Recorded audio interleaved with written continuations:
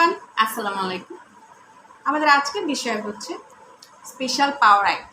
Special পাওয়ার act 1974। প্রিজুডিশিয়াল act হচ্ছে আপনার যে কাজগুলো নিষিদ্ধ, অর্থাৎ আইন দ্বারা যে কাজগুলোকে নিষিদ্ধ করা হয়েছে, অর্থাৎ আইনের দৃষ্টিতে যে কাজগুলো দণ্ডনীয় অপরাধ, মানে যেগুলো আইন দ্বারা নিষেধ করা হচ্ছে। এই ধরনের টোটাল 8টা কাজের কথা বলা হচ্ছে। এই 8টা কাজ সাধারণত প্রিজুডিশিয়াল অ্যাক্ট হিসেবে গণ্য হচ্ছে। এই প্রিজুডিশিয়াল অ্যাক্টগুলো না করার জন্য কারা বাধা দিয়ে থাকে? দুই শ্রেণীর ব্যক্তি এই প্রিজুডিশিয়াল অ্যাক্টগুলো করতে বাধা প্রদান করে থাকে। তারা কারা?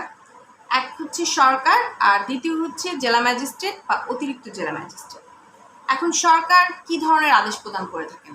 সরকার এই প্রিজুডিশিয়াল অ্যাক্টগুলো না করার জন্য আদেশ প্রদান করে থাকে। এছাড়াও যদি সে বাংলাদেশের নাগরিক না হন, অর্থাৎ বিদেশের কোনো নাগরিক যদি বাংলাদেশে এসে এই ধরনের কাজ করে থাকে, তখন সেই ক্ষেত্রে তাকে বাংলাদেশ থেকে বের হয়ে যাওয়ার আদেশ প্রদান করবে। আর যদি এই আদেশ সেই ব্যক্তি অমান্য করে থাকে, তখন সেই ক্ষেত্রে তার শাস্তি বিধান 3 বছরের কারাদণ্ড বা অর্থদণ্ড বা উভয় দণ্ড।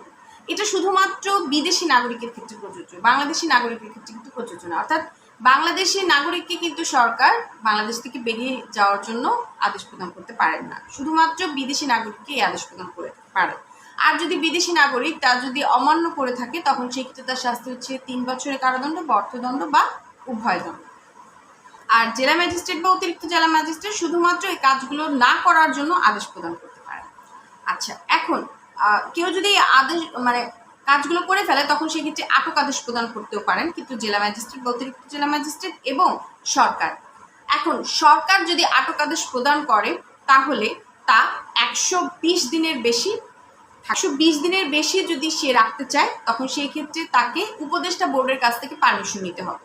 আর যদি জেলা ম্যাজিস্ট্রেট বা অতিরিক্ত জেলা ম্যাজিস্ট্রেট আটক আদেশ দিয়ে থাকেন, তবে তা 30 দিনের বেশি থাকবে না, এবং 30 দিনের বেশি যদি রাখতে চান, তাহলে অবশ্যই সরকারের কাছ থেকে পারমিশন নিতে হবে। এই হচ্ছে আমাদের 3 ধারা, যেখানে এই প্রিজুডিশিয়াল অ্যাক্ট যারা করেন, প্রিজুডিশিয়াল অ্যাক্ট সম্বন্ধে জিনিসগুলো কি সেগুলো নিয়ে আলোচনা করলাম 2 ধারায়। আর হচ্ছে আপনার 3 ধারায় যেটা বললাম আমি, প্রিজুডিশিয়াল অ্যাক্ট যারা করে তাদেরকে আটক আদেশ কারা প্রদান করে। 2 ধরনের ব্যক্তির কথা বললাম, এক হচ্ছে সরকার আর হচ্ছে জেলা ম্যাজিস্ট্রেট বা অতিরিক্ত জেলা ম্যাজিস্ট্রেট। এখন আটক আদেশ প্রদান করলো সরকার। আটক আদেশ প্রদান করার পর যে ব্যক্তিকে আটক আদেশ প্রদান করা হলো, সেই ব্যক্তি ওই এলাকা ছাড়া ওই এলাকার বাহিরে যদি অন্য কোনো এলাকায় থাকেন, তখন সেই ক্ষেত্রে তার শাস্তির বিধানটা কি, সেই সম্পর্কেও কিন্তু এই আইনে বলা হয়েছে। এই আইনের 7 ধারায় বলা হচ্ছে, এক্ষেত্রে যেই এলাকায় সে থাকে, সে বাস করে, সেই এলাকার প্রথম শ্রেণীর ম্যাজিস্ট্রেট বরাবর আটক আদেশ প্রদান করতে হবে। যদি আটক আদেশ প্রদান করার পরও সে যদি উপস্থিত না হয়, তখন সেই ক্ষেত্রে তার শাস্তির বিধান হচ্ছে 1 বছরের কারাদণ্ড বা অর্থদণ্ড বা উভয়।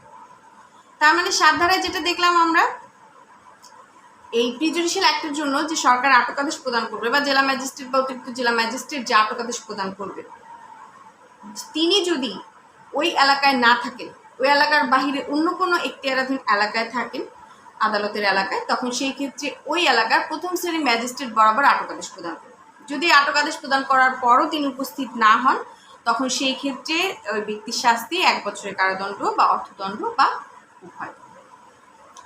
এখন আসুন, আটক করার পর অবশ্যই অপরাধীকে আটক করার কারণটা জানাতে হবে। কতদিনের মধ্যে জানাতে হবে? তৎক্ষণাৎ বা 15 দিনের মধ্যে কেন তাকে আটক করা হলো, এই আটকের বিষয়টা জানাতে হবে। আশা করি আপনাদের কাছে এই বিষয়টা আলোচনা করার মাধ্যমে আপনারা ভালো মতো বুঝতে পেরেছেন। তবু যদি কারো কোনো প্রবলেম থাকে, কমেন্ট সেকশন ওপেন আছে, কোশ্চেন করুন, ইনশাল্লাহ আমি অ্যান্সার করব।